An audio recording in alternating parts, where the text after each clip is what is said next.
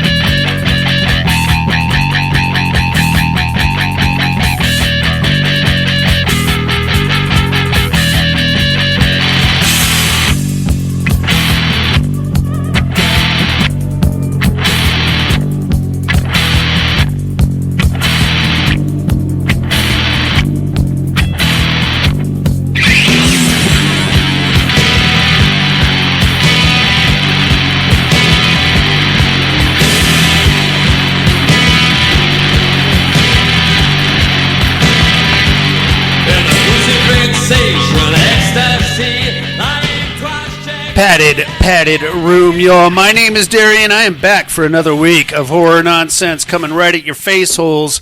I got my two favorite compadres with me. Dusty's in the house. Hello, hello. What's going on, Big Dust?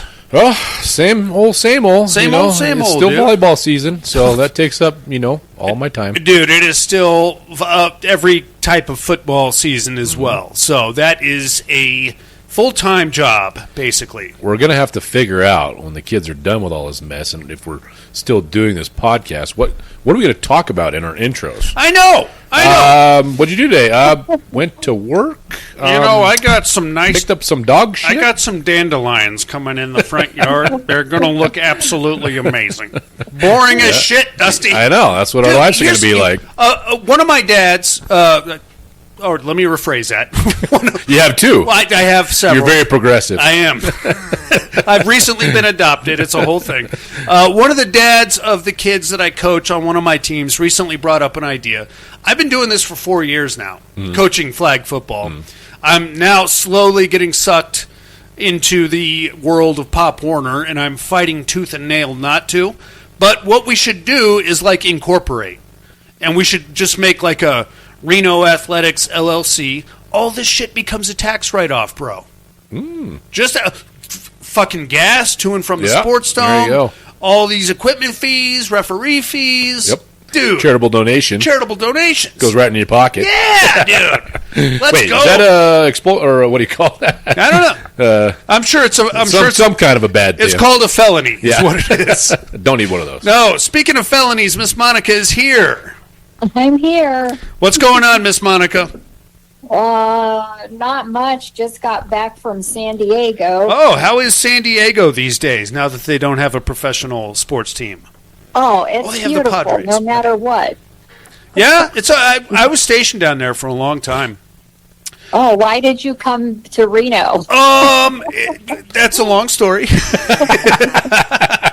It involves a young lady who shall not be named.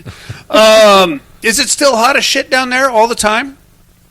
No, it was perfect. I think the highest we got was 80. Really?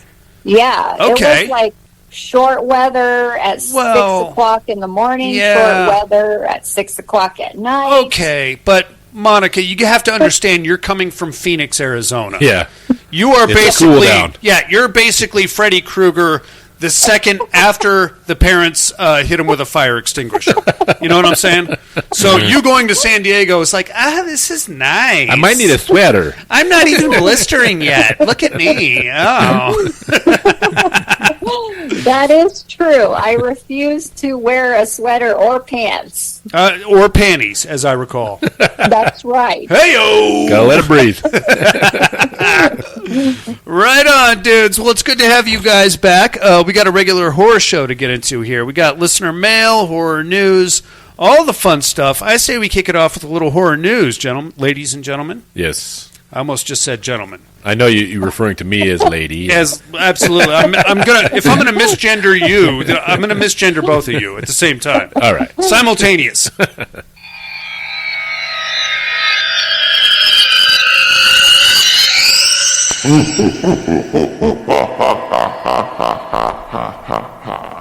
Horror news. All right, Dusty, what do you got there? All right, so for the first time, Trick or Treat will be heading back to the theaters in newly restored 4K for a 2-night screening on October 14th and October 16th. Okay. So there's heading to the theaters in 4K remastering. Nice. And there has also added a little featurette here. So the new featurette from writer-director Michael Daughtry, or Doherty. Okay, so this is Trick or Treat. R. Trick okay, or R. Treat. Yeah. You say R, and I'm thinking like or. No. I meant Trick or Sam. Trick or Treat. Trick or Yes, Treat. Okay, yes. got it. Just wanted to make sure. All right. So let's see. Besides the original movie and the 4K restoration, Daughtry's 1996 short film Season's Greetings will be also released with the featurette. So nice. That's where I think it's the first appearance of Sam. Yep. So that's where he kind of got the idea for this whole thing that we watch every holiday season. We have to. Yep, I do. And then next I got the Toxic Avenger is coming home. So basically this is the Toxic Avenger, the new one, is announced that will be available on digital retail platforms on September 30th, 2025. It will then be available to purchase on 4K, Blu-ray, DVD, and Steelbook on October 28th. Additionally, there will be an Amazon exclusive 4K and Blu-ray release on the same day that comes with the original 1984 movie. Oh, okay. So if you want to stream it, you can stream the new Toxic Avenger on September 30th. Now, you've seen it? I have not. Oh, no. I thought you did. I never went to the theater, saw that one. Okay. Monica, did you see the new Toxic Avenger? No, not yet. I am intrigued.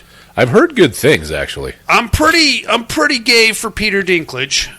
Kevin Bacon, can't go wrong there. By the way, we need to address some little side news here in a second. Okay. Nurse Nicole has a problem with me and my pronunciation of saucy bacon.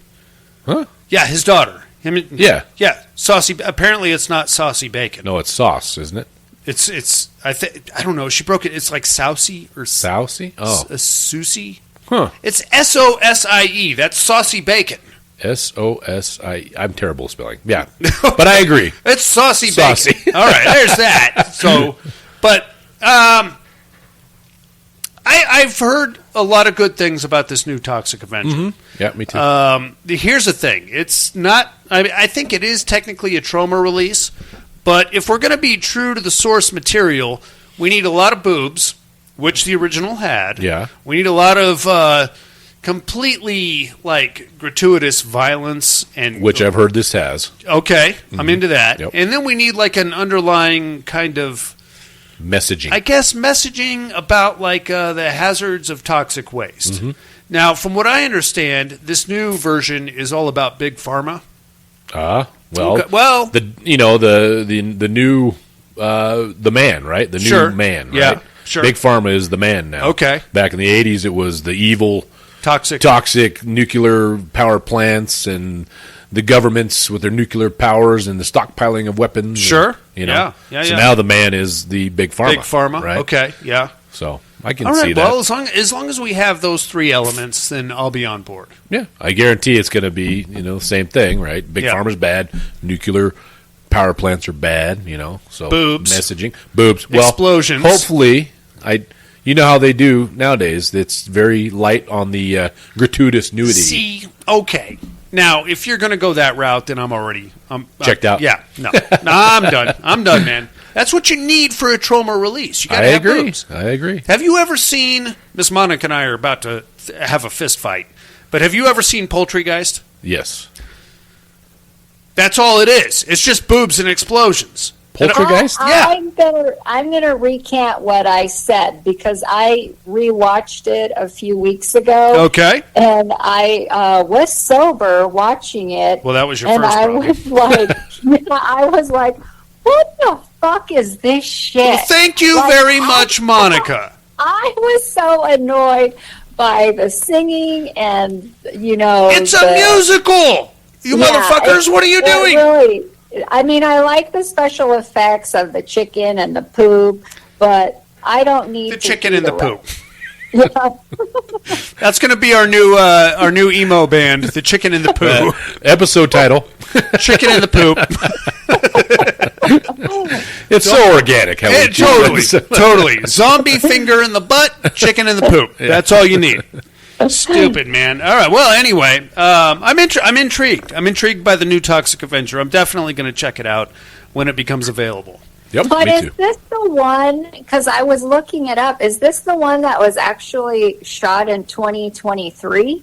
Yes. Yeah, they just haven't released it yet. Okay. Mm-hmm. So it took 2 years to release it, huh? Yeah. Some kind of licensing issues. It was it was a whole thing. It was actually directed by a guy named Macon Blair. Does that name ring any bells to you guys? Any relation to Selma Blair? I don't believe so. Okay. Maybe. I don't know. I don't know the Hollywood ins and outs.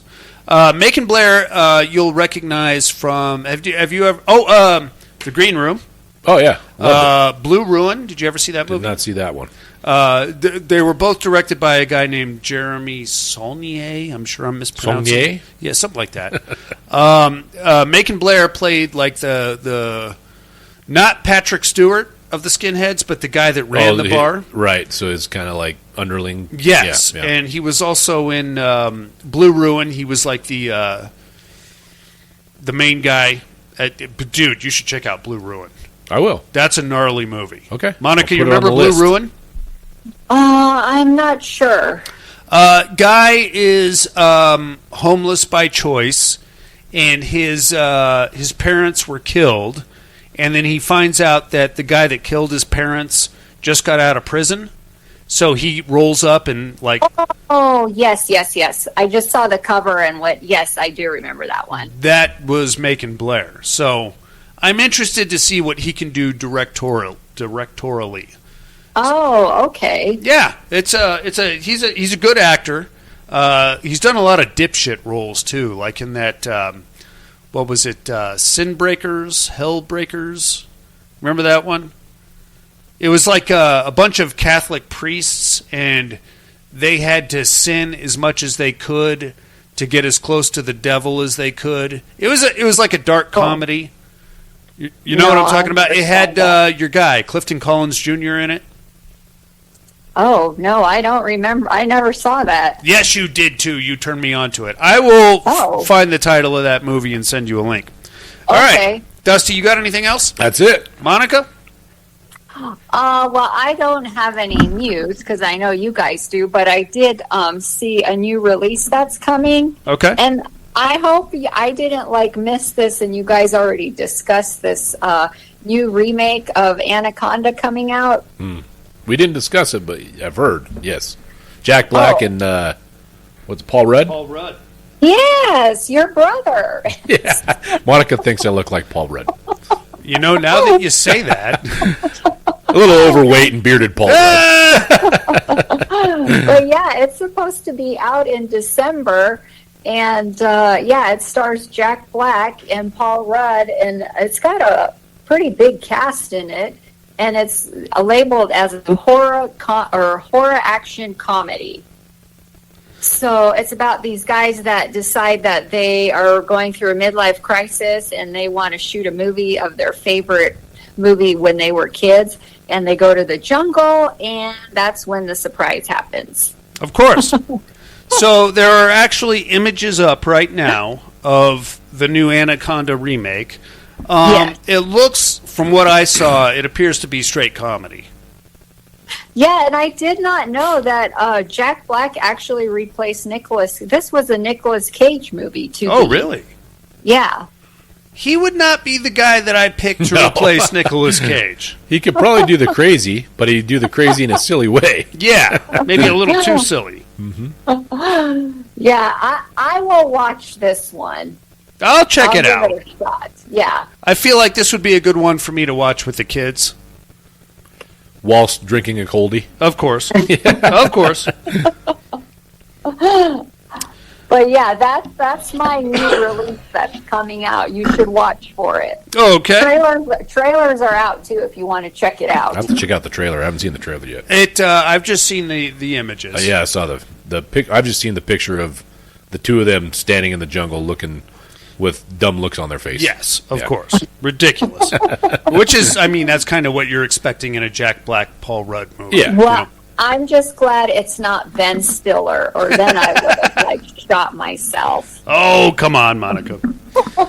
What do we got here? I don't know if this is good news or bad news. I like to think it's good news, but A24 has just acquired the film and television rights to the Texas Chainsaw Massacre.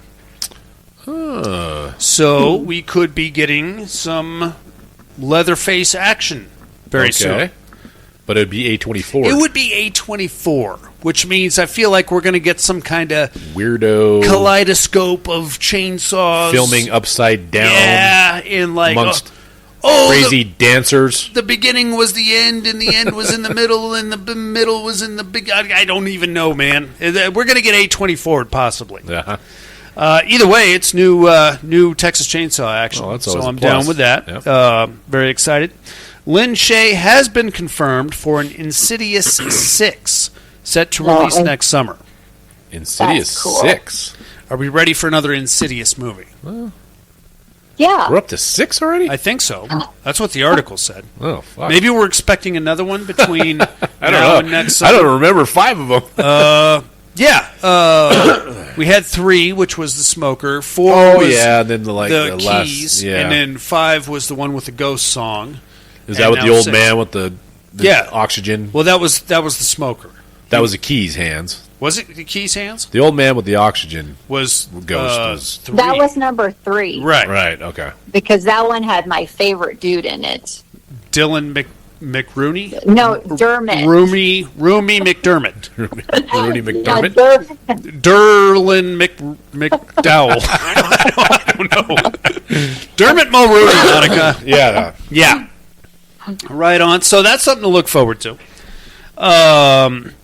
Now, I've been talking about this for a while. Other Mommy is a movie that's coming out based loosely on incidents around the house, a book that I brought up a couple weeks ago on Road Reads. The release date has been pushed back to October of next year. It's going to be starring Jessica Chastain. I assume she's going to be the Hua. The cheating Hua mom? Yes. Yeah. Which... She's pretty high up on the echelon of A-list kind of actors, really. Yeah. So good for her. That's positive that they're getting somebody as big as her to Yeah. play the role. Rob Savage to direct. Did you guys ever see a movie called Host? Yes. He directed that. Okay. So, I don't know. I'm not a huge fan of the book, but that's neither here Well, nor I there. think the book suffered from the narration, I think. Yeah. You know? Listening to it on Audible got a Yeah. little grating. Uh-huh. So there's that. When she's talking in the little girl voice. Yeah. And, My mommy. I thought it was a decent story, though. I thought it was pretty good, so it might make a good movie. Sure. Matthew Lillard is teasing a return to the Scream franchise. I did see that. He says it's going to make sense. Uh-huh. So- So Stu's dead, and he's coming back to life. Either that, or they're going to Skeet Ulrich him and make him a ghost, or a figment of somebody's imagination. Okay. Dusty's not impressed, Monica. I can tell you right now. It's just their way to get asses in the seat. It's fan service. Yeah. That's all it Stu's is. coming back. We got to go see Scream 27. Yep. And then we're all going to go see it, and then we're going to be like, that was some dumb shit. Yep. He'll be in there for like a 14-second flashback scenario. I think it caught me too deep, man.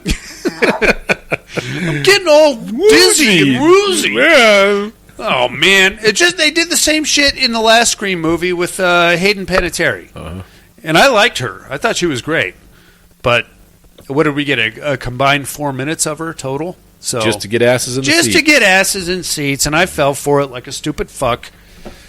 All right, that's all we got on the horror news, ladies and gentlemen. You guys ready for some listener mail? Yep. Yep. Let's get it on.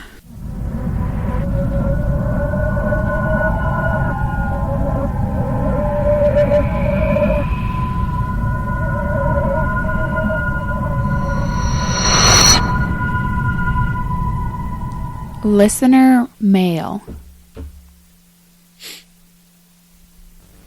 All right, dudes, let's start things off with our main man in Alabama. Here comes Alan. What's going on, Ellen? Added room, what's up? What's Hope up, man? everybody's doing good. Let's see. Mr. Darian, are you late night with the devil? You got me. I'm trying to figure out what, you said it'd be a theme month or whatever, or actors, but I at first thought maybe it was going to be Lance Henriksen, but I don't think he was in either of those other movies other than Pumpkinhead. You're right. So I'm Did I not say sure it was where gonna this be a is thing? going. Demons, Devils, maybe. But yeah, Late Night Devil is my guess. I watched Dangerous Animals. I What do you think? liked it. It was all right. Really wasn't. I mean, I probably will never watch it again, but I thought it was interesting, like concept. Sure. Watched Terrifier 3 again. Watched Demon Knight. No, my man. Watched. Huh. Oh, there was a non-horror. I watched A Working Man with Jason Statham. That was Okay. cool. Let's see. And Paradome, give me Umbrella. Umbrella. Yeah. That's all I got. I'll talk to y'all later. Bye. Yeah, I figured that. Thanks, Alan. I think we're looking at a umbrella blowout, everybody, which sounds like a weird Mexican food move you have in a men's room. Umbrella blowout. I had So an that's umbrella when blowout. You got a blowout so big that the umbrella has to cover the stall. That's or right. What? I went to Qdoba, got the old umbrella blowout, Ooh, baby. boys. That'll hurt tomorrow. Gonna have one of them umbrella blowouts. God damn it. Oh, it's nasty. That'll happen, though, sometimes, you know? What was he talking about? Demon Knight. Yep.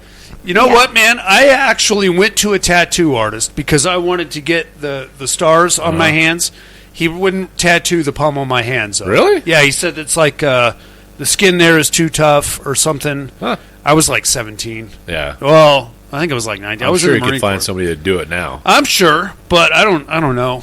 I feel like that's a dumb thing to do. Yeah, I bet you're glad that he told you no. At the time. Yeah, well, I mean, it would be a cool thing for a me palm to have. tattoo and a neck tattoo is a pretty hard thing to come back from. Well, yeah, I mean, I don't know. I don't know. Monica, would you ever get the star pattern tattoo from Demon Knight? No. Oh, God damn it. Well, No, I don't want no demons around me. no, I'm talking about, remember the stars on his hands that would line up when it was time for him to hand the key off? Yeah, the bunch of stars that circle. Yeah. Oh, no, I'm going to have to look this up. Okay. It was Bunch of little black stars. but a bunch of little stars on the palm They're of his pretty hand. effeminate, so if you got that... Well, they are now, but it was going to be a cool thing because I would be the only one who understood Sure. what that meant. Or at least, Oh, I see it now. Okay. What do you no, think? No, I wouldn't do that. no. Well, No, it's kind of cheesy. damn, I'm getting no love. No. Well, the tattoo artist said no anyway, so there's that. Well, lucky you. Yeah, Yeah, he saved you. he did. I owe him a beer or something. All right, we got Tom Hardy coming at us here. Heyo, Patted Room. Heyo. How's my favorite degenerate Okay, there we this go. week? Much I do better. hope everyone is doing good. Have some editing I to can't do. believe I missed last week. But Oh, it's okay, man. I didn't know anybody on the educating department, and Critters pulled through, so I guess Okay. it wasn't You're right. a total fucking loss. Anyway, let me get in this week here on the educating. I gotta have it here. You got Late Night with the Devil. Yes, man. sir. Great flick. One of the best newer flicks I've seen in a long time, man. I really enjoyed that. I agree. I do. And then we have the Umbrella Corp versus the Satanic Cult. Yes, sir. You know, looks like we got another blowout. I think you're right. You got to go with the Umbrella Corp. Another umbrella Yeah, blowout. Anyway, Another I've been umbrella super blowout. busy. Haven't had a chance to catch anything of late, so that's all I got. Hope all is well. Love you like family. Bye. Love Thanks, you too, Tom Tom Hardy. Hardy. Thanks for calling in, bro. That's yeah, I kind of expected that's how that was going to happen. Yeah, for sure. The umbrella. The Umbrella Corporation, right? Yeah. That's a multi-global, like, so many different, like, moving parts and fingers in different industries. Yeah, Satanic Cult, just a bunch of fucking I always think... weirdos in a farm community. Exactly. I think of a bunch of dirty, stinky fuckers in a Winnebago. Yeah. Like- Or, some struggling rock band Yeah. decides to sell their souls to the devil to... Tries to kill make it big. Megan Fox, Yeah. kind of a thing. Oh, fuck off. With her and her big toe thumbs. or oh, whatever. stop it. Right on. Monica, Dusty, you guys got anything for Alan or Tom Hardy? No, thanks, guys, for writing in. Absolutely. Yeah. I guess it's movie time, y'all. Whoa. Yep. Who, what? Oh, I just said calling. Oh, yeah. Writing and calling. Absolutely. Whatever you're doing. Write in, call in, send us a smoke signal, some passenger pigeons. We don't care. Stop by the house. Sure, come on by. I'll pull up a chair and get you a pumpkin beer. You're going to love it. I guess it's movie time, y'all. All right.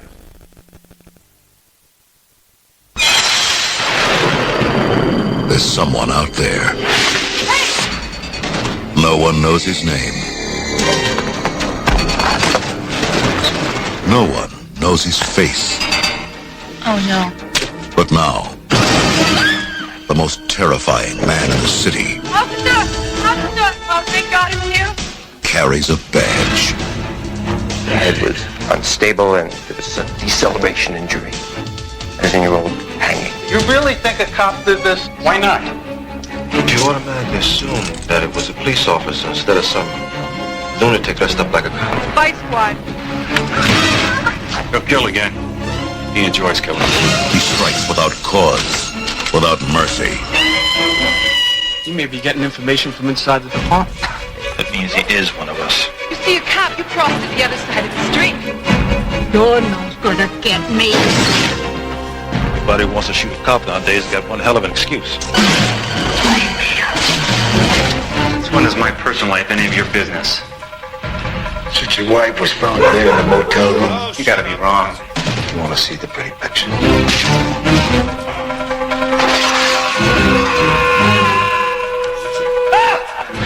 Keep your hands where I can see them. Hold on, I didn't do any of this.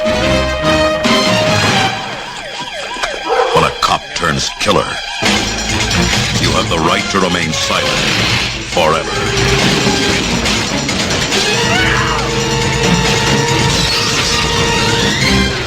Maniac Cop.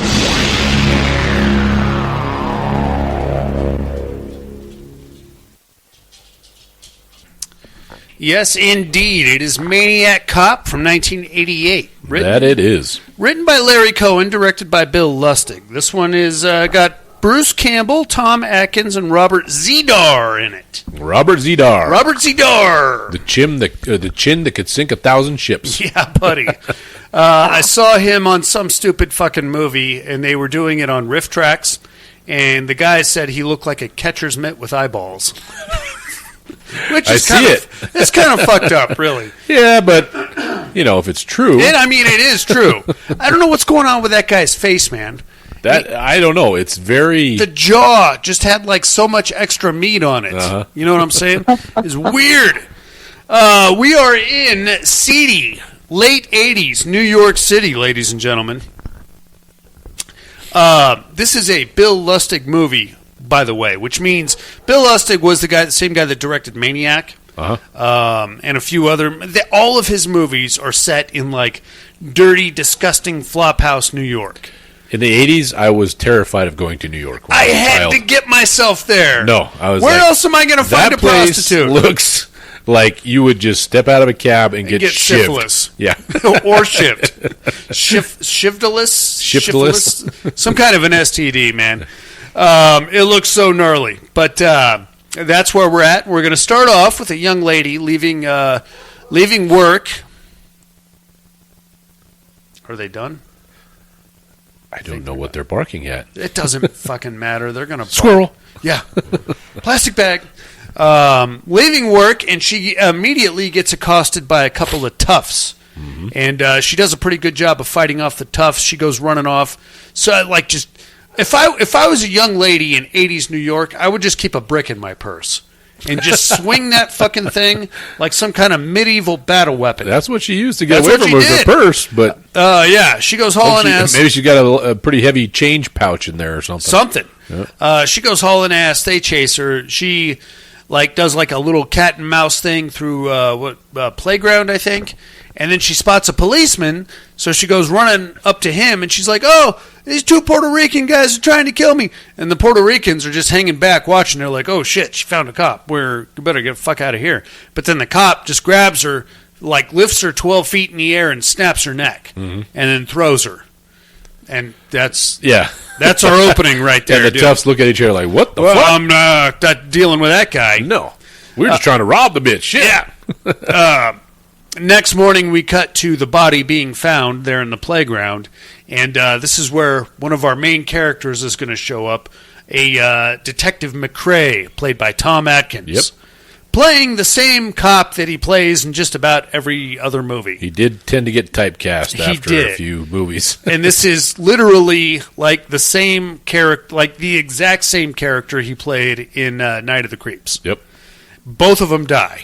Yep. So that sucks. He rolls up and he's like, hell, what the hell? Let's get this body out of here. So they get the body out. They take the body to the coroner.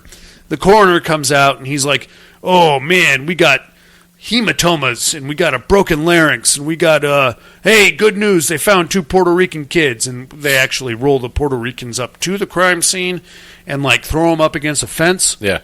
Look what you did. Yeah, well, no, it was one of you, man. It was one of you. Aye. And then, of course, they take the Puerto Ricans away. But back at the coroner's office, Tom Atkins is there, Detective McRae, and he's like, you think those kids could have done that? No way. Look at the size of those hematomas. It's basically the size of the handprint, right? Yeah, but that draws him immediately to the conclusion that it was a cop. All cops in New York City have huge hands. Huge hands, Dusty. You know what they say about guys with big hands, don't you? Yes. Big gloves. Absolutely. I was going to say terrible at video games, but yeah, same thing. Yeah, so he's like, well, I think it's one of us. I think it's one of the cops. Okay, excellent. From there, we're going to cut to a couple of young lovers out joyriding the streets of New York. In a sweet Camaro. Absolutely. Oh, was it Camaro? It looked like a Trans Am to me. Yeah, I don't know. Either Camaro or Trans Am. They're very similar looking. Monica, you're a car guy. Was that a Camaro? I couldn't tell. I'm trying to rewatch that scene right now. The yellow car. It was like I'll let you know. Okay. It was like a golden tan situation. Or it could be a Firebird, too. Could have been a Firebird, now that I think about Pontiac. it. Yeah. They're out joyriding, drinking and driving, as was perfectly acceptable in 1988. They come to a red light. I guess the red light just stayed red for longer than usual, and pretty soon there's a knock-knock on the driver's side glass. It's a cop. Guy gets out of the car. The cop gives him one of these. Mm-hmm. Come, hey, points and get over here. Get over here. You're coming with me. Stand right here. The guy just instinctually goes into a sobriety checkpoint. Touches his nose. He's like, I'm so sorry. Oh, here, look, I could touch my nose. I could say the alphabet. You want me to walk around? I don't know. And then the cop just he's got a nightstick, but it's like a sword nightstick. Mm-hmm. Like Master Splinter had in the Ninja Turtles. Yep. He just pulls that out, gives him a double slash across the throat, picks him up, and then throws him into the windshield of the car. Yep. Now, if you're familiar with Bill Lustig, this will bring back memories of Tom Savini's kill in Maniac, mm-hmm. where the guy jumped up on the hood of the car with the shotgun. Kapow! Head. Yep. Same, very similar. The young lady, however, in all of that nonsense, jumps into the driver's side and goes hauling ass out of there. She immediately goes to the real cops and tells them what happened. Oh, it was a cop. He had a sword thing and he slashed my guy's fucking throat. Detective McRae gets word of that and he's like, all right, we got a serial killer cop here.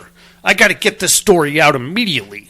Now, apparently, Detective McRae was romantically involved, I suppose, with a reporter or a news personality. Yeah, I don't. They kind of implied that maybe there's a flirtatious thing. Could be. Sure. I mean, you scratch my back, I scratch yours. I don't know. Maybe we have sex periodically in a he hotel feeds her room. Information. She kind of gives him info. He comes on her face. I don't know why I went there. I just jumped right to the lowest possible denominator. All right, where anyway. your brain lives there, buddy. I know. I'm a disgusting right individual. there in the gutter. It's disgusting. Anyway, he calls her up and he's like, hey, listen, I think we got ourselves a serial killer on our hands. I think it's on the police force. And she's like, oh, really? Well, I need all your sources. I need to fact check your backstory. I need to know where you got all this information. He's like, it's all right here in this envelope. Is everything you need. Okay, great. In the meantime, he goes to the police commissioner, who is played by Richard Roundtree, Shaft. Yep. And he's like, hey, listen, I think we got ourselves a killer on the force here. So I want the police psychologist to maybe drum up a list of guys that have recently tried to kill themselves. Like a guys that distribute or that have excessive force, Excessive complaints force against issues, them. yeah. Let's go through all that. And Richard Roundtree is like, well, you have excessive force complaints, and you tried to kill yourself. And he's like, yeah, but it's not me. Yeah, no, it's not me. And Richard Roundtree's like, when was the last time you smiled? And he's like, you're going to force this smile. It was the most uncomfortable smile I've ever seen in my life. All right. Well, that's weird. In the meantime, the story breaks, and now all of New York is on the lookout for a killer cop. So everybody's scared of the cops now. Everybody's terrified, and there's like news stories about people, hey, when I was a young man, the cops just hit you in the head with a billy club. Now they shoot you for respect, huh? And there's like a black lady, and she's like, oh, if I see a cop, I just walk the other way. Man. All right. Yeah. Yeah, totally. About kind of like they do nowadays. Yeah, kind of. All right, so that's creepy as shit. And now an old lady gets pulled over for not using her turn signal. The cop approaches the window, and she just pulls out a gun and shoots him right in the head. Yep. That was a bit much. Well, I mean, it's understandable if everybody's scared of the cops. Sure. You're right. It's a bit much, yes. We're jumping to some It was the conclusions 1980s armed Karen is what it was. Of course. Because in 1988 New York, every old lady had a 38 snub nose in her glove compartment. No cops going to come. No. And she's looking to kill some cops. Yeah, exactly. She's blasting Body Count on her 8-track cassette player. I'm a cop killer! All right, well, that's fun, I guess. Now we're going to cut to a completely different side story that's going on parallel to all this. Who should show up in this movie? None other than Uncle Bruce. Bruce Campbell is in the house. He's getting ready for work. He is also a cop. He gets up. He's putting on his uniform. His wife... She's a hand wringer. That's probably the most polite way of putting it. Yeah. She struck me as somebody that clips a lot of coupons. Yep. And probably has a lot of prescription medication also. I agree. He's putting on his uniform, and she's like, you're going to work tonight? He's like, yeah, I go to work every night. And she's like, well, I just... why don't you just stay with me tonight? And he's like, because I have a job to do, Sweet Pea, and now I'm going to go to my job that pays the bills. And she's like, I don't know. She's not attractive is the problem. That's the biggest problem I had. I don't know. You take her out of that frumpy outfit, she'd be all right, I guess. Okay, but she had a frumpy face and a frumpy hair to go with it. Slap some mascara on her. Do a couple of shots. She's good to go. Yeah. I don't know, man. She just didn't. Well, it's going to make sense here in a minute, and I think there's a reason why she looks and acts the way she does. Uncle Bruce gets his police uniform on, and and he's like, "All right, Sweet Pea, I gotta hit the beat here, so I'm gonna head on out." And she's like, "Woo!"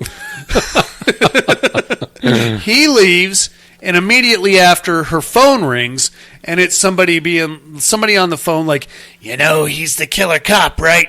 He's going out there to kill some people.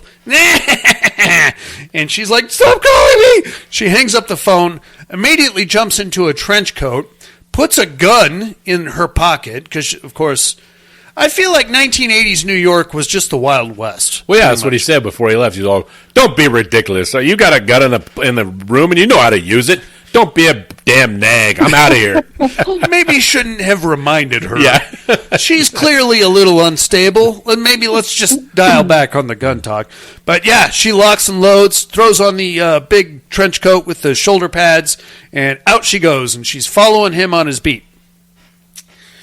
Oh, Brucey. He's a fucking scumbag, this guy. But at the same time, look who he's married to. Yeah. And I'm not condoning marital infidelity, but at the same time, if every time I came home I had, woo, we came home again. Oh, no. You're exhausted. He He walks out, and apparently the way the NYPD worked back then is you just kind of walked out of your house and immediately started fighting crime. Yep. I'm on duty as of right now. And I got to go walk around the neighborhood. That's where I'll be. She's following him. He walks directly into a sleazy hotel, Dusty. Go! By the hour kind of a joint. Yeah. She's following him. He goes up into a second-story room. She goes in and sweet talks the front desk guy, gets a key to the room, goes in there and finds him banging one of his fellow officers. Yep. A hot little number by the name of Officer Mallory. Yep. Much more attractive. Sure. Than Bruce's wife, yes, I would say. Agreed. Yeah. And they're having... Even with that big 80s blonde hair. That was the best, bro. That was the best. The big, crazy 80s hair. Crimped hair. Yeah. Loved it. And the worst part was, like, it looked like they were having some kind of a tickle fight when she walks in. Yeah, he had his back to her. Yeah. And she's like... They're, like, giggling and laughing and stuff. Yeah, she was plugging him with a dildo and he's giving him reach around. Oh, you're interrupting strap-on hours, sweetie. Can you fuck off? Brucey likes it in the back door. Oh, no. She comes in. She's like, whoo! And he's like, oh, shit.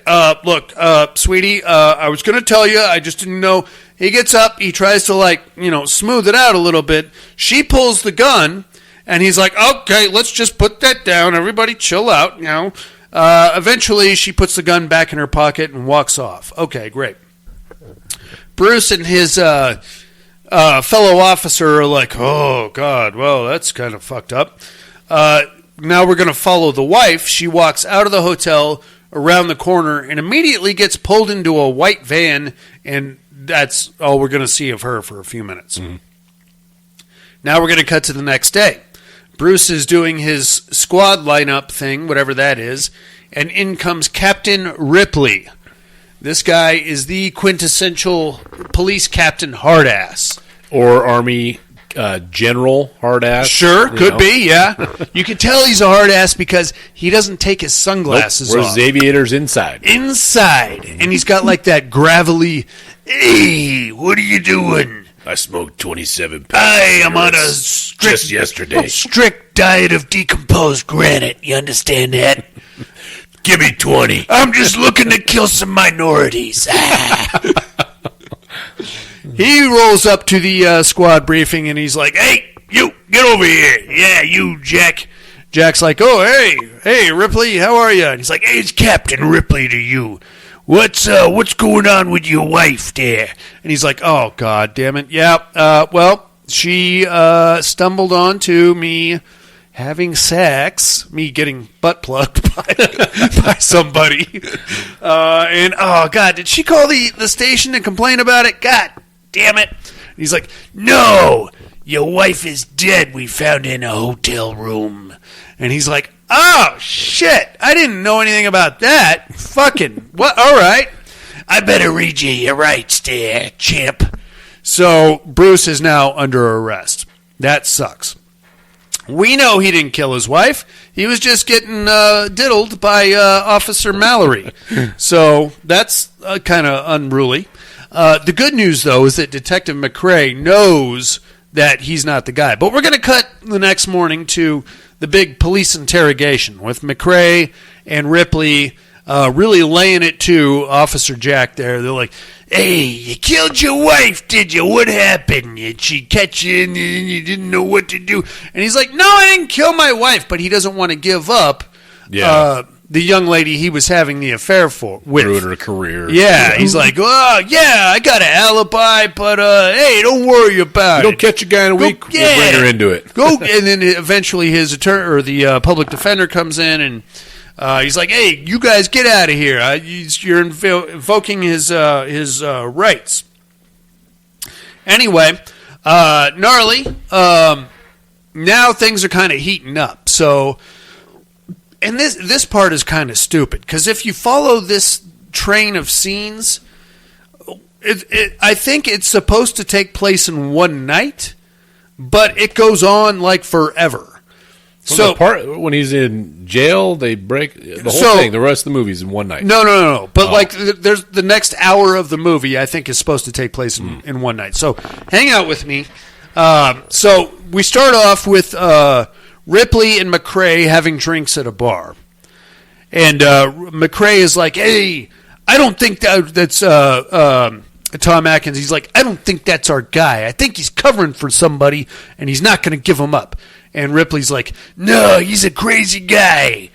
There was a serial killer, and another guy killed his wife, tried to make it look like a serial killer did it." And he's like, "Yeah, but that's not Jack. Jack's a good cop." Yeah. So after that, now this is all within one night. And so McRae leaves the bar, goes back to the jail, and starts questioning Jack. And back to the jail. He goes into his jail cell, and he's like, "All right, I know you didn't do it, but I need like an alibi. I need to know who can vouch for where you're at." And that's when Jack is like, "Yeah, I was having an affair with a cop. That's Officer Mallory. So, she's the one that I was banging in the hotel room when my wife came in." He's like, "Mallory, huh? Wow, good job." Exactly. Yeah. I was going to say, good for you, Hey, Jack. hey, that's good work. She's a hot piece of ace, if you know what I mean. That's good police working right there. From there, now this is the same night, McRae, he's like, "Oh, where's Mallory now?" He's like, "Oh, she's on duty. She's doing a prostitution sting." He's like, "Okay, so from there..." Of course, that's what you would be doing. Naturally. Have you seen her hair? From there, we cut to McRae hopping in his car and driving to where she's doing the prostitution sting. We get a cute little scene here of some sleazoid like rolling John, up on her. Yeah. "Hey, baby, you looking for some action? Hey, I'll be thinking about you." And she's like, "Well, you asked the $1 million question. I am a cop, so go ahead and fuck off." He's like, "All right, baby." And then he drives off. Typical 80s New York scumbag. Yeah. That guy had a hard dick. He was not going to be denied that night. No. So I can tell you right now, he just drove around the block and picked up some other chick. Yeah. Oh, you're a scumbag. She walks around the corner and she's like, "Oh God, these guys are losers." And then that's where we see our Maniac Cop show back up. It's our Maniac Cop. He's a big, like 6'3" guy, all muscle, but we don't really get to see his face just yet. So he approaches as McRae is driving by. Mallory is like, "Hey, don't get the wrong idea here, officer. I'm a cop too. I'm doing a sting." She pulls out her badge, and then the Maniac Cop grabs her, but she falls down and pulls out her gun and starts shooting him in the chest. I mean, we're jumping to some serious conclusions here. Yeah. And then a few shots hit him in the chest. Yeah, McRae hears the gunshots, so he pulls his Cadillac around, jumps out, immediately starts shooting the cop also. All right. Okay, yeah, I didn't even think about that. Yeah, you're looking at a hooker shoot a cop. Wouldn't she probably shoot the hooker? Or at least let's drop the weapons here for a second, everybody. Instead, he just jumps out and starts riddling the cop. Okay. They're all just shooting him. The Maniac Cop pulls out his sword nightstick thing and slashes the gun out of McRae's hand. From there, he just vanishes. And I have a theory about how he does this. Okay. He was clearly trained by the League of Shadows. And I'm telling you right now. Gotham City? Well, no, he left Gotham City to go to New York to fight the corruption, as one does. Right, the when you come corruption out of the innocent one that was trying to exactly get mugged by the Puerto Ricans. Exactly right. That's exactly right. The commissioner, somebody's secretary that's high up and knew some things. That's what it is, dude. All right. Ra's al Ghul's behind the whole thing. All right. I'm telling you right now. But he disappears, and McRae gets Mallory up. They immediately go right back to a bar and start drinking. They're cops. It's the same night, by the way. Okay, well, I'm just saying. You can't let your buzz go away. No, of course not. They go and start getting a couple shots a couple hours ago. I need a shot to continue my job. Absolutely. Yeah. And, hey, you okay? Yeah, I'm a little shaken. Now, you see that cop? Yeah, of course. So what's going on? Yeah, me and Jack were having an affair, and we didn't want to get busted, so he's trying to cover for me. And he's like, well, you got to tell somebody because you're his only alibi. And what happened with that cop right there? By the way, who else did you tell about your affair? Because somebody had to know, because I think you're being set up by a real serial killer cop that's going around. So we need to know who else you told about it. And she's like, well, I only told one other person. It's the sweet old lady that works in records there at the precinct. The one with the bad knee. The gimpy knee. The gimpy knee. She's great. She's been there forever. I tell her everything. He's like, okay, well, here's the key to my apartment. I'll collect payment later. Yep. I'm going to try to get on top of you here in a minute, but here's the key to my apartment. I don't want you going back to your house. Last thing she says, I thought you were going to keep me company. Yeah. She is a bit of a going to fuck each other. God damn it, man. Horny cops. Mm-hmm. I'm sure there have been many porno movies made about horny cops. All right, just have a night with your nightstick. I'll be there in a little while. She's like, all right. And he's like, well, I'm going to go right back to the precinct, same night, mind you, and talk to the lady with the gimp there. So he goes back there. She is still working that night. Yeah, about 1 o'clock in the morning. It's got to be at least 1 or 2 in the morning at this point. He goes back Dedication. there. He's like, hey, how you doing? I don't believe we ever met. And she's like, yeah, what do you need? And he's like, I need to fill out an information thing, but my hand got slashed. And she's like, oh, the computers are down, so you're going to have to write it out. And he's like, but my hand hurts. And he's like, oh, by the way, Officer Mallory had a close call. I think you were friends of hers. And then he's like doing his detective thing where he's gauging her reaction. And she gets real spacey. And she's like, oh, no, Psycho was running around trying to kill Officer Mallory. And he's like, yeah, but he failed. And she's like, oh, but she's going to be okay. Oh, well, good thing she's going to be okay. Okay, great. And he's like, oh, yeah, she knows something. Yeah. So, same night, again, she gets off of work. He's sitting in his car tailing her as she drives off into New York. Over the tracks. Follows to the her. docks. She goes to Pier 14, which apparently is slated for demolition or something like that. She gets out, starts walking around. He follows her discreetly, sees her talking to a policeman, a big scary-looking guy, and she's like, oh, Matt, honey, I thought you were going to kill the scumbags and the dealers and the prostitutes, but you're killing good people, Matt. You got to stop doing that. And McRae is hearing all this, and he's like, oh, Matthew, huh? All right, so a cop named Matt, and and then she, takes his glove off, and, his hands are all jacked up, so she, rubs it on her face and does a romantic thing there for a second. And then he knocks over a board, so she just draws her pistol and opens fire. Just starts blacka. Who's over there? Blacka. You just killed 2 kids, by the way, you crazy bitch. Eventually she's like, oh, there's nobody. And then, of course, Officer Matt does his Raja Ghul vanishing act. Matt, honey, you got to come back. You got to stop killing people. The next day, now we're finally going to cut to the next day. So, assuming Officer McRae has been going for 24 hours hard, we get to the next morning. He goes and talks to somebody else in records that has a bunch of newspaper clippings, and this is where we get the backstory of our Maniac Cop. This is, of course, Matthew Cordell.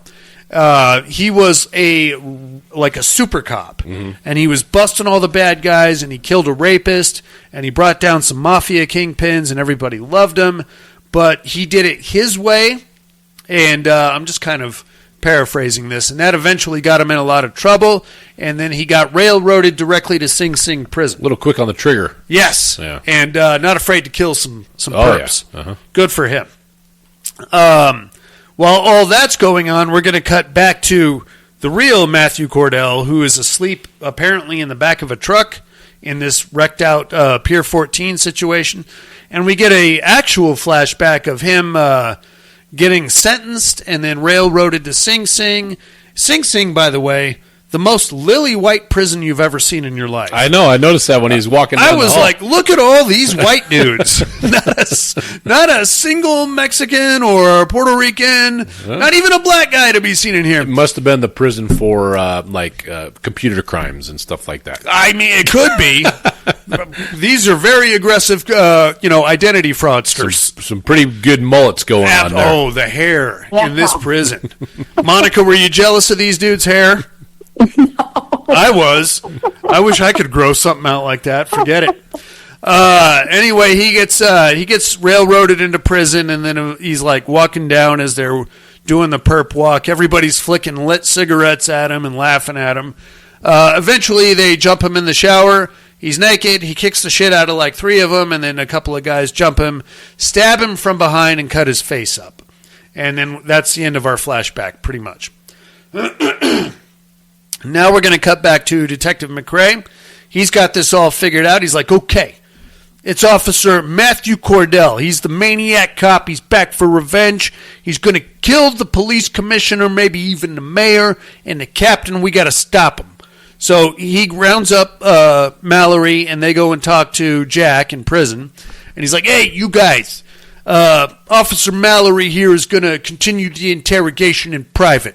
They're going to have sex. Is what's happening. That's what they're... And it's kind of like he's kind of facilitating that. I thought they were going to kind of get their story straight. But that too? Sure. No, I like where you're going with well, it. As soon as he left, they started making out. Yeah, so turn I figured, the cameras off.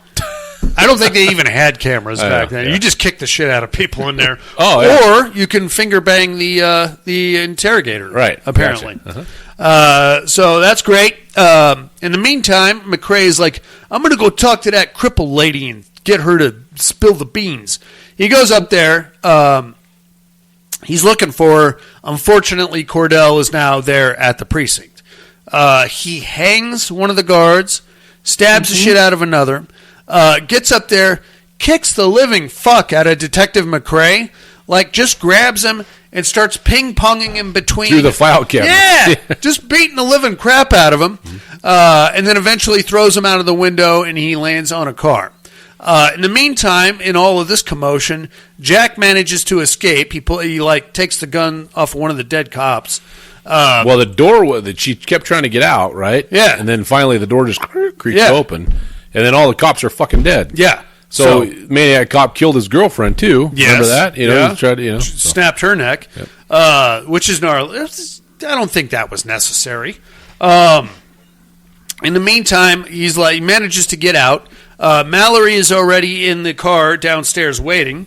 They get in the car and go hauling ass. Now, before McRae died, he mentioned that they had an appointment. He had an appointment with the medical director at Sing Sing to get the complete and real story about what really happened to Officer Cordell. Autopsy report. Yeah. Autopsy report, all that stuff. So Jack and Mallory go hauling ass to the next day to Sing Sing, posing as Detective McRae. They get in there and they talk to the medical examiner, and he's like, oh, yeah, Cordell, shit, he got messed up real bad in the shower, so he got killed. We just put him in the graveyard out there. And they're like, yeah, you did you? Well, nobody claimed his remains. And he's like, I don't know. It happens all the time. They press him on it, and then eventually he's like, shit, you're right. He was alive, but I couldn't send him back to Gen Pop, so I released the body to his girlfriend, even though I figured he'd be dead in a couple of days anyway.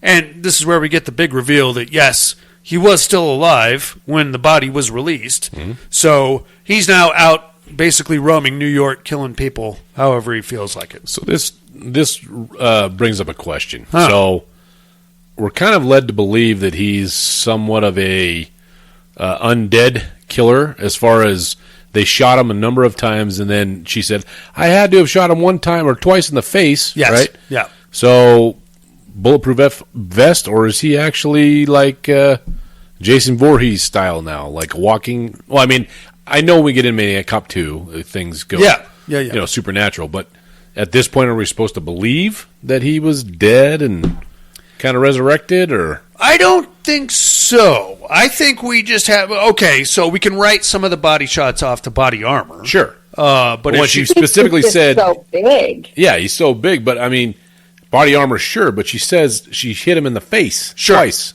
but you're forgetting, Dusty, he's also very ugly.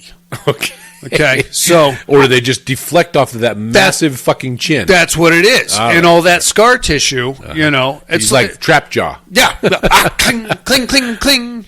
When you're ugly, you can take a shot or two to the face. Okay. If you're an attractive man like I guess you, something has to work out for you in life. so you don't get shot in the face. You'll No, go down. no. Me, I can take a couple. Oh, I can, stop it. I can take a 45 to the dome, no problem. Yep, no problem. No, it's just a pimple there. I got to pop that. Maybe an ingrown hair. Anyway, so that's the big reveal. He was released, and now he's out roaming free. Scary stuff. Even more scary, ladies and gentlemen, it is now the day of the big NYPD St. Patrick's Day parade. Huge deal. Okay, but we have all the evidence we need. We can take all of this and we can go to the commissioner, make him understand that Cordell's alive. He's trying to set Jack up to take the fall for all these killings. And also, by the way, Captain Ripley and the commissioner are in grave danger because Cordell could be lurking anywhere, ready to kill somebody. He's basically mad. Well, who knows what he's mad at because he's been killing innocent people too, but he's mad at the He just hates the system. He just wants to there you kill go. some dudes. Yeah. Okay, excellent. Well, Jack can't go into the commissioner's office, obviously, because they think he's a escaped fugitive. So they send Mallory in. She goes in there. She's like, "Hey, I got news for you there, Richard Roundtree. So your killer is actually Matthew Cordell. He never died. He's out killing people. He's trying to make it look like my boyfriend did it. Also killed Jack's wife, which is rude. Don't care for that. Unacceptable. So how about you go capture that guy instead?" And you're like, "Oh, you think so, huh? Well, I got a voicemail here from Detective McCrae right before he died." He plays it, and it's Tom Atkins, and he's like, "Hey, listen, it's somebody inside the department, and there's a lady working with him too, who's also a cop. I'll tell you more later." And then he hangs up. So they're like, "Oh yeah, you're the insider, one, yeah. and he's the crazy serial killer." And she's like, "What? No, hell no." A little bit of a back and forth there, and then eventually they're like, "All right, you're under arrest too, you fucker." So they lock her up. They call in the scummiest scumbag. Oh my God, this guy. He's the guy that pulls women over on the side and takes them down the alley and says, "Hey, you want a ticket or you can suck it?" I'm surprised this guy even had pants on when he walked into the room. Why didn't he just walk in there with a hard dick? I have no idea. They arrest her right there in the commissioner's office. They both have to get downstairs to the big parade. So they leave Officer Scumbo alone with Mallory. He's like, "Hey, we got this office all to ourselves, huh? How about me and you have a little fun?" And she's like, "You're disgusting. You fucking nasty guy. Get away. Either arrest me or fuck right off. What are you doing?" He's like, "All right, hey, you know what? Thought I'd ask." Yeah, it's, you don't have to be mean about it. But hey, how about you turn in your boyfriend to me? I could use a big caller here. Let's get my career going." And she's like, "No, fuck off with that too." He's like, "Oh, God damn it. I was having a pretty good day till you showed up." And he starts walking her out of the commissioner's office. And then, of course, Cordell shows up with his weird sword cane thing and stabs that dude in the chest. Good news. Yeah, we don't need this dude hanging around. He's dead. Bad news. Mallory is handcuffed to him. So she's like, fuck. And now Cordell is running around. He makes it into the foyer area where the commissioner and the captain are waiting to get into an elevator. Stabs the living piss out of both of those guys. They're both dead. And then goes on a little cat and mouse thing with Mallory where she's trying to get out of the handcuffs. Good news, she gets out of the handcuffs as Cordell is breaking through a very thin mylar door. Yeah. Balsa wood. Yeah, maybe cardboard. Don't slam it. No, it's just gonna fall off. The whole shit's gonna break. He goes ramming right through there. She throws a chair out of the window, and downstairs Jack sees the chair going flying through the window, and then she goes rolling out onto the balcony, and Cordell is chasing her. Jack is like, "Oh, hey, there's a SWAT team right underneath the window there." And he's like, "Hey, dude, what the fuck is going on out there?" And the SWAT team is like, hey, you're the Maniac Cop. Go get him, boys. So they go grab him, handcuff him, throw him in the back of a paddy wagon. And then just as they're about to, I guess, take him right back inside, Cordell just pops up behind the wheel of the paddy wagon and goes tearing off through New York City. Then we have a slow speed paddy wagon chase. It's like a medium, medium speed, so you don't tip it over. Yeah, you got to be very careful with those things. But Jack is getting the shit kicked out of him. Oh yeah, in the back. He is just getting thrown to and fro all over that thing. Mallory's like, hey, she grabs a couple of other cops. She's like, hey, we got to go save that guy. That's the Maniac Cop, and he's got my boyfriend. So there's like 2 or 3 squad cars chasing this thing. One of them, I think, like smashes into a wall or something. Well, the other one follows it all the way back to Pier 14. Mallory hops out with a 12 gauge. Wait, we gotta wait for backup. Yeah, no, the guy that's driving the car. She's like, hey, hold on. She's like, no, I'm gonna go save my boyfriend. She goes hauling ass in there with a 12 gauge. Like 14 minutes later, the other guy goes walking in there with another 12 gauge. While the Maniac Cop with a fire axe is like smashing the door into the paddy wagon to get Jack out and presumably kill him. Just as he does, Jack does like a down lineman shoulder charge at him. He planned it very well. Exactly the point where he gives the chop, the last swing. He dives out. Boom! Knocks him over. They kind of get into a little bit of a tussle, but Jack's hands are cuffed behind his back. Mallory comes around. She's like, God damn it, Cordell! Just as he's about to snap Jack's neck, and she shoots at him a couple of times. But then the other guy comes in, shoots at him once. Mallory gets knocked down. He grabs her shotgun and shoots the other guy. And then to make a very long story short, Cordell jumps back in the goddamn paddy wagon and goes hauling ass through the pier. Jack jumps on like the driver's side, and we get a little car combat going there for a second until the thing drives off the pier. And this is the worst case of stuntman. Like, dude, that guy had long hair. You mean the one that was playing Bruce Campbell? Bruce Campbell, yeah. That jumped off the side? Yes. Yeah. He had long hair, and he did like a double backflip, which was very nice. But he looked like a chubby guy, too. He looked nothing at all like Bruce Campbell. All right, we need the jump guy in here. The jump guy? You know. Hey, it's me, Chad. I'm here to do the jump for you. You got my advance, right? Yeah. I'm just going to tuck the hair in the back of my coat. Don't worry about it. And then they fish the paddy wagon out of Pier 14. Well, he gets jawsed. Like he runs into the. Oh, that's right. There was a mast, and he drives right into it. Yeah, and he's like and then boom, he can't swerve around. Turn the fucking wheel, bro. Yeah, exactly. Just a little bit, and he'd miss it. You know, whatever. Yeah. Impales himself. They go into the water. Jack's stunt double does a double backflip and then comes out, and everything's cool. All the people are like other cops there. They pull the paddy wagon out of the pier there, and as they're doing it, the crowd is gathered. The camera pans down, and you see like a hand come up and touch the pier pylon. Pylon. And then it goes back down, and that's the end of your movie right there. What do you guys think of Maniac Cop? Oh yeah, I dig it. It's I don't know how many. One of times my I've seen favorites. It. Yeah, it's stupid. It's a stupid fucking movie. I'm going to make a bold statement here. I actually prefer Maniac Cop 2 to Maniac Cop 1. Haven't seen that one in a long time. I'll have to check that out. Much bloodier, a lot more killing.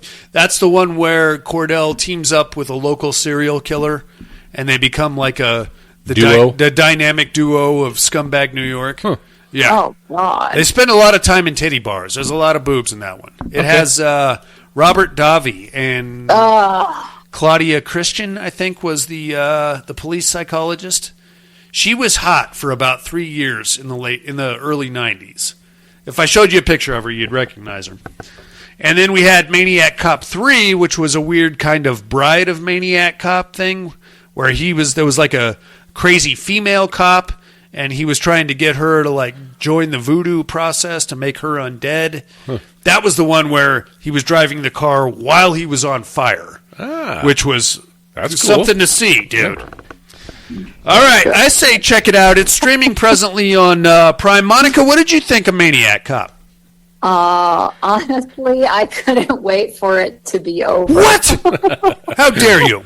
It might take a little bit of nostalgia to really like it, as we do. You didn't like Maniac Cop? Well, I know I watched it when I was younger. Now I had a hard time getting through it. I was just like, oh, please, let's get going with this. There are some very silly things. The Scooby-Doo process that seems to take all place within one night is a bit punchy. And yeah, I think it was kind of like what Dusty said. It threw me off because, I mean, how many times can you get shot and you're still walking around? Yeah. Really? Like, are you dead or are you not dead? Well, I mean, that's a valid point, but, like, how many times did Michael Myers get shot? And we still don't know if that guy's dead or not. Exactly. It's almost the same. Yeah, but he's a cop.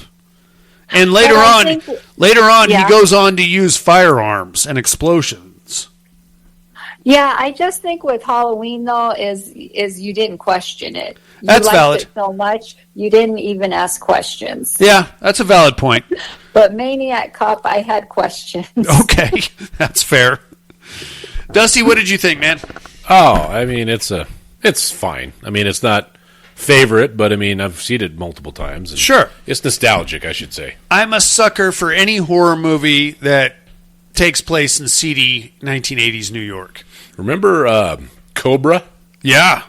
Yeah, buddy. Have you watched that it lately? movie doesn't make a lick of sense No, at all. I watched it. But Cobra was good. I watched it for me, like I said, the nostalgia factor, I watched it the other day. I was like, this was much scarier when I was younger. You know? Brian Thompson with his weird pop collar knives and axes. His giant cheekbones. Yeah. With his fucking A. That's Shao Kahn right there. He's going to jack somebody up for no apparent reason. All right, dudes, let's take us a little break. We'll come back with some other stuff. Sounds good.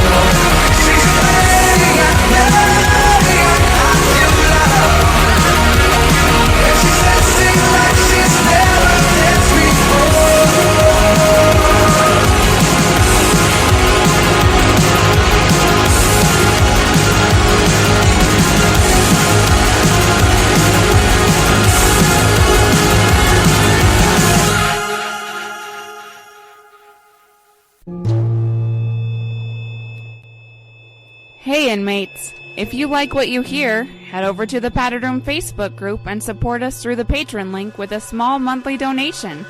Check out the T-Villain link at paddedroom.podbean.com and grab some t-shirts. Thanks for listening and enjoy the rest of the show. And Hello. we are back, ladies and gentlemen. Woo! I always feel like I need a tetanus shot after I go to sleazy 80s New York. It is very dingy. You know, Yeah. You know what I think the upmost dingiest movie of 80s New York was? The Howling.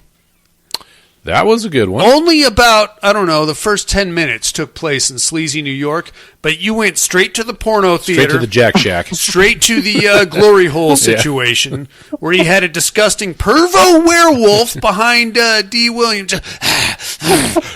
Let me show you something. And she's just watching buttholes and big dicks and, oh, you're gross. That's so gross. That's nasty, man. Speaking of gross things, you guys ready to get into the Terror Dome? Yeah. No tears, please. It's a waste of good suffering. I'm not gonna hurt you. You didn't let me finish my sentence. I said, I'm not gonna hurt you. I'm just gonna bash your brains in. I'm gonna bash them right the fuck in. I'll kill you all. I'll drive you crazy. I'll kill you all. Worst dream come true. 6-year-old child with this blank, pale, emotionless face, the blackish eyes, the devil's eyes.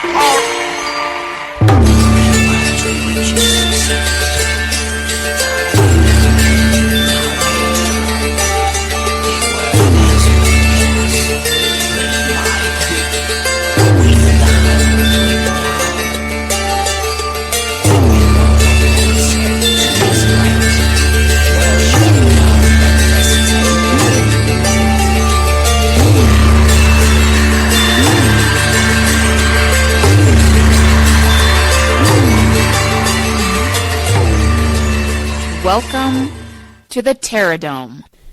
Let's kick it off with last week's winners, shall we? Teams competition. We had the Umbrella Corporation versus the Satanic Cult.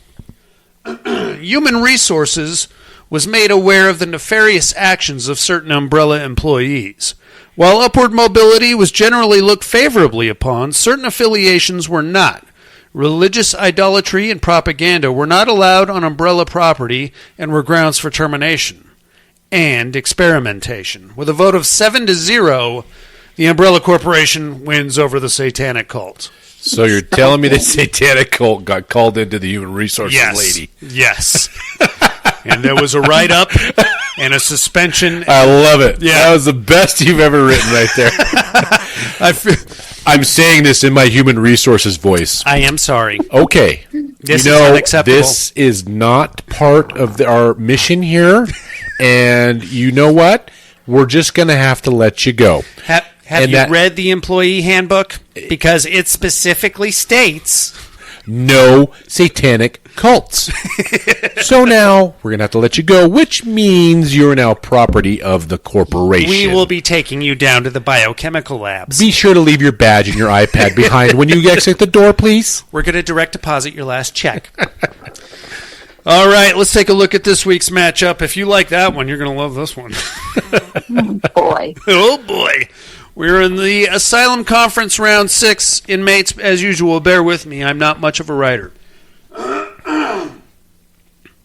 The unmarked and decommissioned LPD dropped anchor just off the northern Alaska coast. No one knew where it came from or why it was there. Given its location, few people even noticed it was there.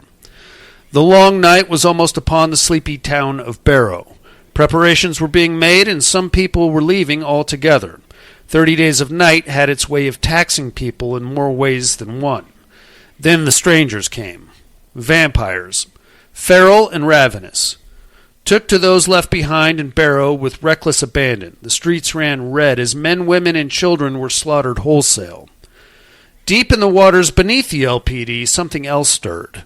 An ancient pact made between the land dwellers and those beneath. In exchange for not fishing their spawning pools, those beneath would rise to protect the humans of the Alaskan coast should they need it. And they needed it now. That's right. It's vampires versus fish people. Holy fuck. I'm taking the motherfucking fish people, Dusty. Well, we knew that was yes. coming. And you would do wise to do the same. Oh, would I? Fish people, Monica. Come on now. Monica, go first. What do you think, Monica? Yeah, I'm taking the vampires. God damn it. Dusty? I got to go with the 30 Days Night Vampires. You get the fish people out of the water. Well, sometimes. Creature from the Black Lagoon could hang out for a little while. The fat kid killed him in Monster Squad. That's Monster Squad. It's a fish person. The fat kid, no, the greasy kid killed the vampire. Yeah, but he was cool. I'm taking the fish people. Technically, why would a vampire go into the water? Right, exactly. Because there's no reason for the vampire to go in the water, so the fish people will have to go on land, and now they're in the vampire's territory. Unless exactly. Well, can the vampires swim? That's a question. Well, the only thing that kills them is a stake through the heart and sunlight. So, I mean, yeah, if you turned into a vampire, you'd know how to swim because you already know. Well, yeah, but so that's okay. Okay. Understand this though. The reason I can swim is because I have air in my lungs because I'm alive. If I'm not breathing, I'm just going to sink like a rock. But you also wouldn't drown. Fuck. Oh, yep. See that? It might take you a while to walk across the ocean floor. I said fish people. Haven't you seen Highlander? Yes. When you're immortal, you just walk across the lock. The ocean, yeah. Unless you encounter fish people. Yeah, okay. They're going to jack you up. I'm sticking with fish people. All right. That's your Terra Dome match for the weekend, mates. It's fish people versus the vampires. Get us your votes by next week if you can. Mental health hotline, of course, is area code 775-387-0275. Or just drop us an email, mail@paddedroompodcast.com. I'm sure I'm going to be inundated with fish people emails and voicemails, so, you know. I wouldn't put it past some of the inmates to just pick the fish people just to be... Because it makes sense. No. Yeah, fish people. It makes zero sense, but I wouldn't put it past them just to vote for them. Either it could go two ways. They'll vote for them because how fucking stupid it is, or they'll vote against them to spite you. Of course. I'm curious how loyal your listeners are. They have no loyalty to me at all whatsoever. If I put the Stay Puft Marshmallow in there, they'll vote for him just to make me write another thing about the fucking Stay Puft Marshmallow Man. All right, get us your votes by next week if you can, inmates. In the meantime, we're going to tell you what movies we got to watch this week in a little segment called What Are You Looking At? I'm going to find some fish people movies to watch this week. And it's going to be awesome.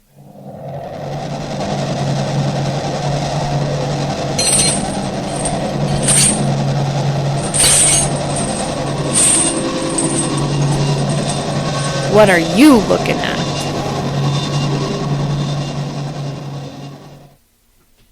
Hey, I only got to watch one movie this week. I think you guys have seen it. If not, you definitely heard of it. It's Wormwood, Road of the Dead from 2012.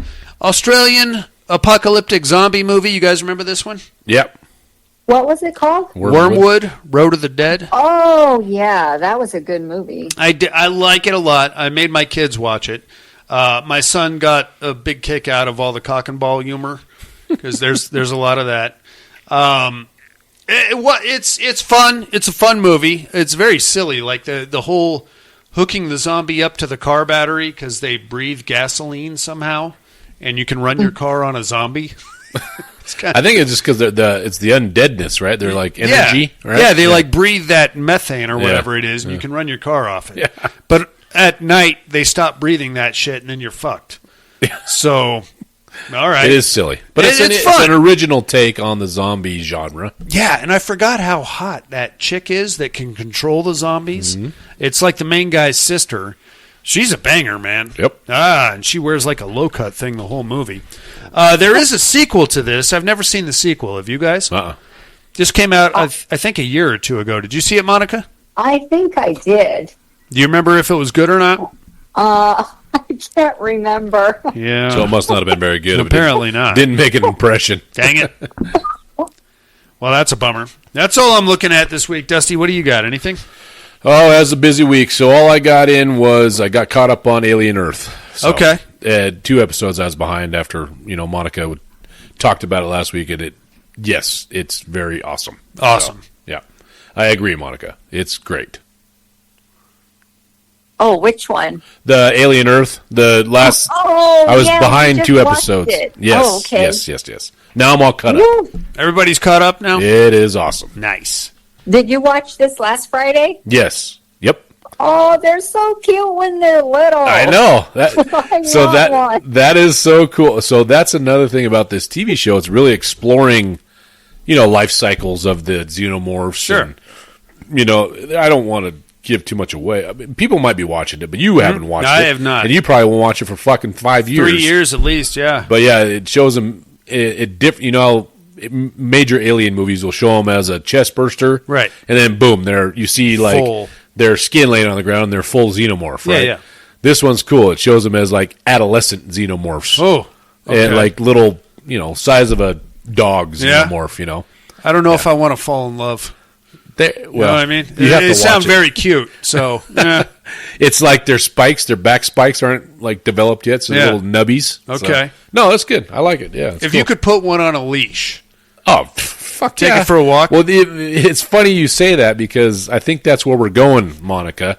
With this whole story is putting one on a leash. Yes, I get what you're saying. Yeah. Don't tell her that. She'll have 6 of them by next week. She'll have a pack of xenomorphs to go along with her. We need to build a higher fence. Pack of Savage 6 dogs. I got the parole officer. He's going to put up a shock thing. Is that part of our HOA? Is that okay? Oh, they're good boys. Is that all you got to watch, man? Yeah, that's all I got to watch. Right on. Monica, you get anything? I did not watch anything. And your travels to San Diego? Nothing. Right on. Fair enough. How about some immersion therapy then? Sounds good.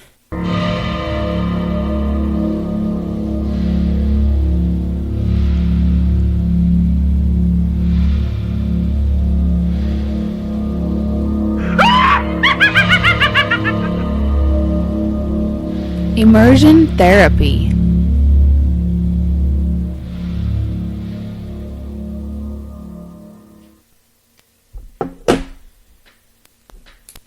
So the running back from my son's football team spent the night with us after the game on Saturday. Mm-hmm. The only way I get to watch like a full movie and actually get to like watch it and focus on it is if I get up early in the morning and come out here before anybody else is awake. Right. Otherwise, it's all cell phones and I want to play the PS5 and all this shit.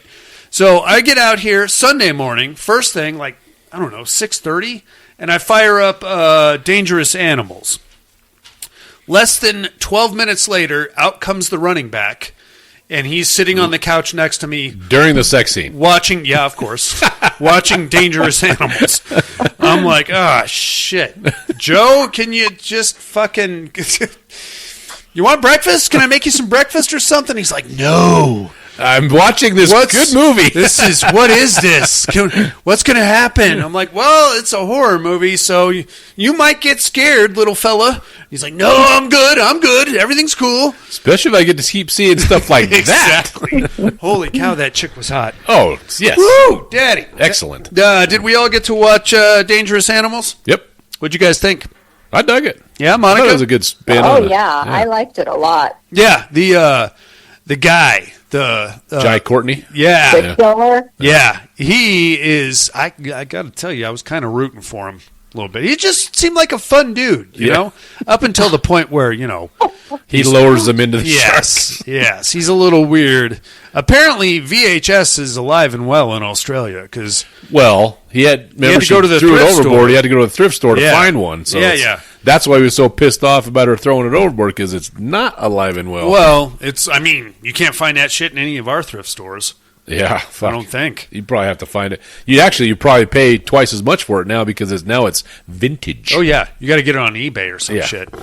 Good show all the way around. New take on the shark situation. No, it was good, like, serial killer type thing, Yeah. When you first watched the opening scene, did you guys expect that at all? Well, I was, just for the fact of I knew it was about a shark-obsessed serial killer. Yeah. So I was waiting for him to kind of jump the guy. Yeah. Right? Or I thought he was going to kill them both right then. I didn't know how, because I had read about it. I knew he was a shark-obsessed serial killer. I thought he was probably going to kill them both and then just toss him overboard to the sharks. I didn't know he was going to, do the guy and then kick him over, save the chick for later. Yeah. Yeah, it was pretty good. Yeah, I think, the killer was good looking, the chick was good looking, the little dude was good looking, the whole cast was good looking. I mean, I'm glad you noticed, Monica. I forget her name, but the actress that played the main chick. What has she been in? She's looked familiar. The Red Queen and I are watching it. Yeah. She liked it too, except for the end. She's like, okay, come on. She didn't like the end? Well, she thought it was a little kind of drawn out. Yeah. Yeah. But I liked it. I liked it too. I thought it was How do you good. end something like that, right? I mean, dude, how many times are you going to let... She's going to fucking escape. And then, you know what I'm saying? And then you get her back, and then you fuck with her some more, and then she escapes again, and then the boyfriend shows up, and then the same thing. Mm-hmm. All right. Do you want to kill somebody, or do you want to fuck around all day? He definitely drew it out. Oh, yeah. He was his own worst enemy. Well, you got to fill an hour and a half, so you got to keep that That's what I was thinking. going. How are they going to fill an hour and a half of this? And let's make a love story and a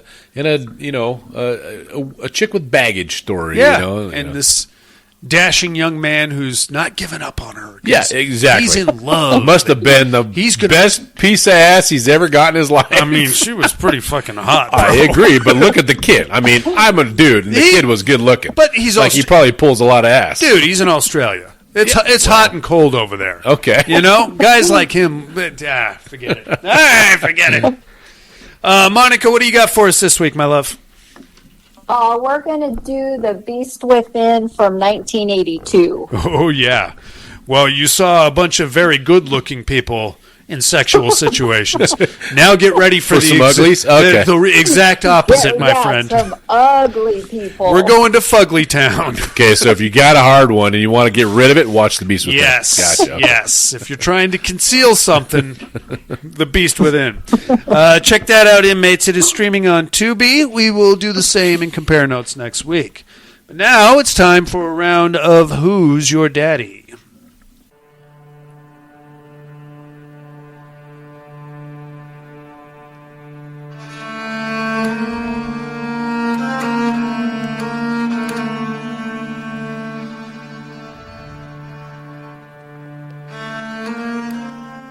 Who is Daddy?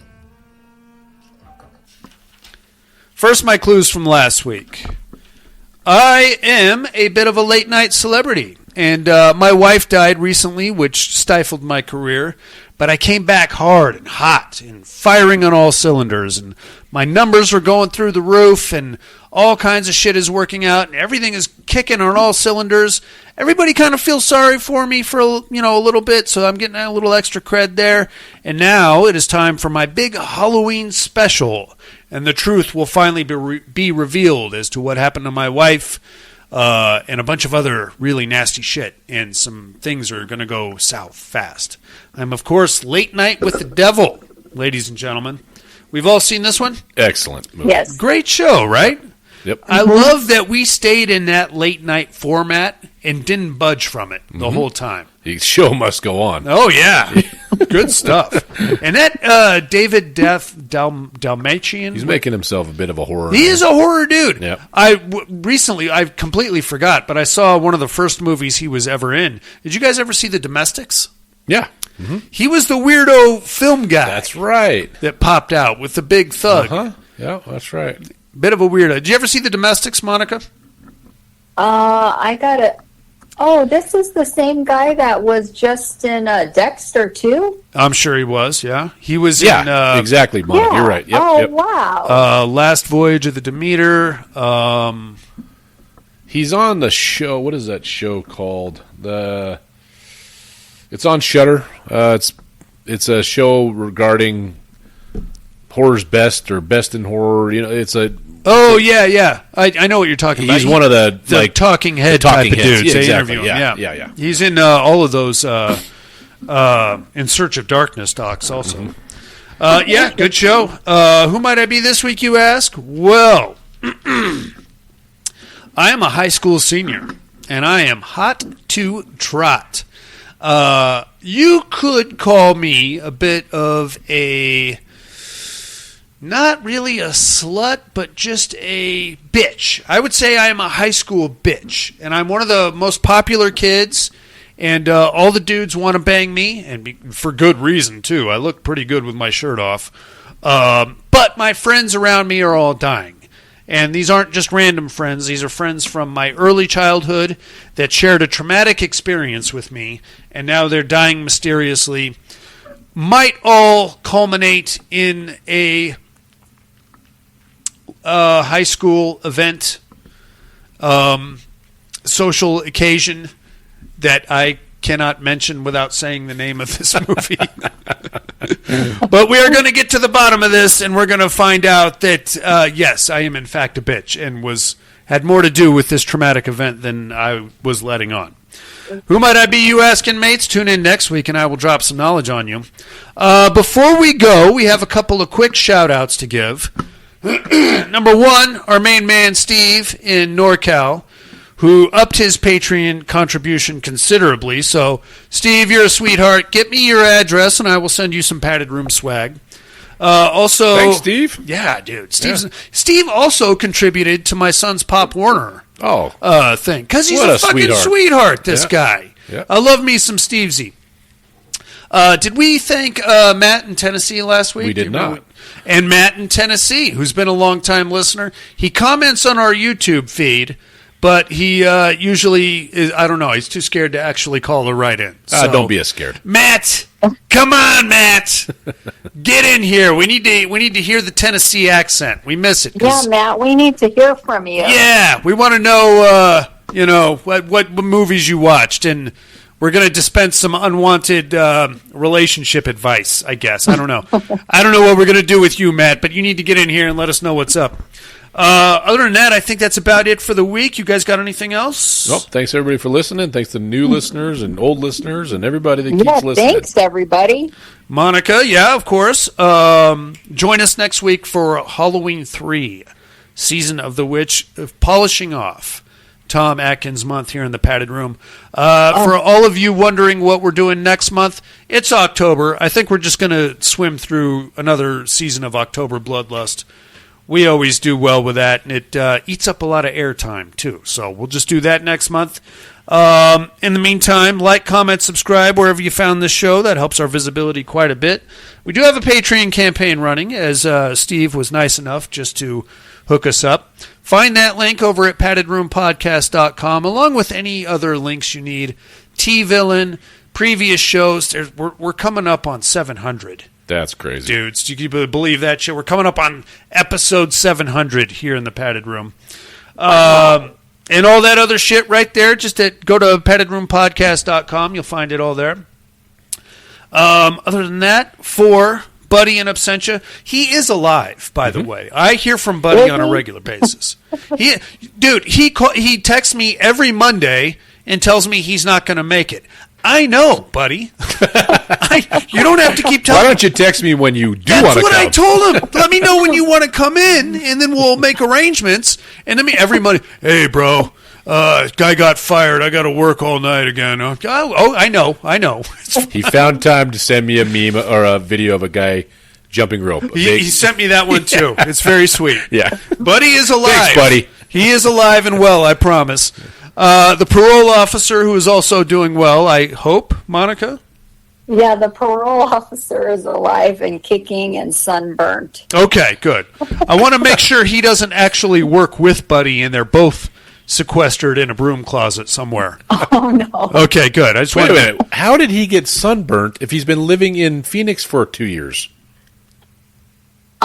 Because he's outside in the pool and he doesn't wear sunscreen. That a boy. Okay. That's just good thinking right there. That San Diego sun's a little closer than the Phoenix sun. You know what? Maybe I do want to look like a reptile. That's man think right there. Oh, yeah. Because if my wife comes at me with an attitude and tells me to put sunscreen on, you know what? Fuck you. Don't tell me what to do, devil woman. Ah, shit. My back. Reptiles, obviously, the Phoenix Sun, Umbrella Corporation, and their policies and procedures. Fish people, motherfuckers. And the Padded Room Podcast. I'm afraid visiting hours are over. Bye.